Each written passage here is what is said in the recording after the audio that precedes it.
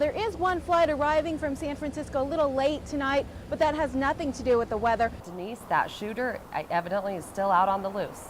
Yeah, deputies can't seem to find him or her. They don't even know at this point. They say in the last hour they have gotten some tips from some possible witnesses. This is a tricky intersection for anyone riding a bike. As you'll see, there's a white line separating the bike lane from the vehicle lane, but then the two lanes converge. Crews are still out here, but they say the fire was contained almost immediately after it started around 3 o'clock this afternoon.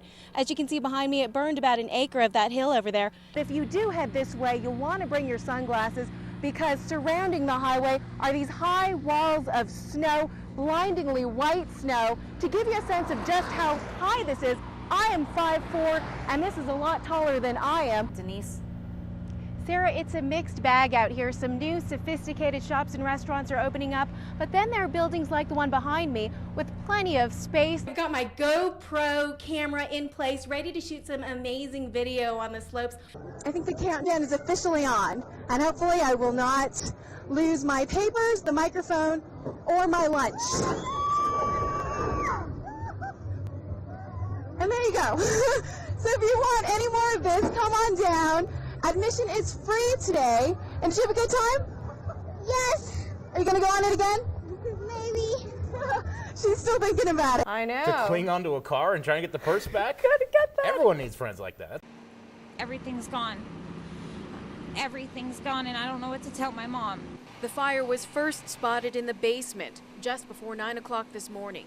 None of the family members were home, but a man who helps them out was. He saw smoke and ran out. Neighbors called 911. On the way taking my daughter to daycare, I saw the smoke. I prayed that it wasn't my friend's house, but unfortunately it was. I don't know where we're gonna stay. 21 firefighters sawing through walls and breaking down windows, trying to save the house Teresa Jurado and her two sisters grew up in. It's where they all still lived, with Teresa's 3 children and her mother. No, nothing anymore. We can't even we gotta keep our family together. This couldn't come at a worse time for the family. That's what we were doing, was fixing the house up so we could sell it.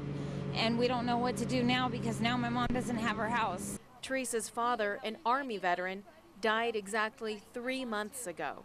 I don't know what to tell my mom because she asked me to come back over here to get some pictures and stuff of my father, and everything's gone. The family is now trying to find 2 of their dogs, and the Red Cross has offered to help them out.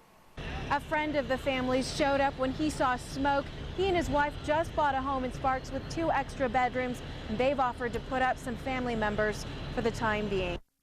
Okay, right there. That's him, a man in a black hooded jacket, as he walked into Friend's Liquor and Convenience Store in downtown Reno. He looked like normal customer came in. But as you can see, he wasn't. Video from a second camera shows what he did after pulling a gun from his waistband. Tried to talk to him. I mean, give me money, you see? He grabbed myself, you see? Oh, he grabbed it himself? Yeah. Reno police say it's not unusual for convenience stores to get robbed, but the owner of this one says it is out of the ordinary here. We owned this place 2003. So that's first time armed robbery, never happened before. Just minutes after that robbery, the clerks at 3 other convenience stores were held up by a gunman matching the description. At 10:08, he hit Jay Sean Market, just 1 block north. Then at 11:24, another armed robbery at this 7-Eleven off Gentry in South Virginia. The 4th happened 10 minutes later at this AM/PM on the 1300 block of South Virginia.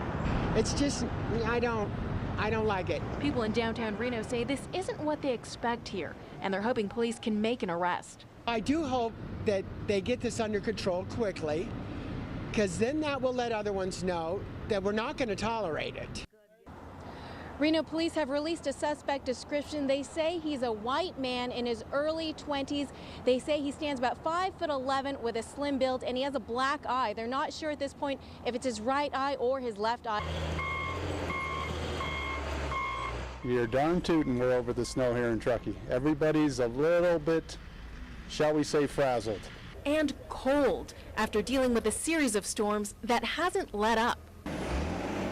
Public Works crews have been doing all they can to keep the snow from piling up on the main roads. Crews have been working 12-hour shifts, 24/7, no days off the last week and a half. But all of this has to go somewhere. Take a look at this huge mound of snow behind me. That's what Public Works crews are putting together after dealing with all of this snow. This one behind me, it's about 25 feet tall. And it was just scooped up from one parking lot overnight.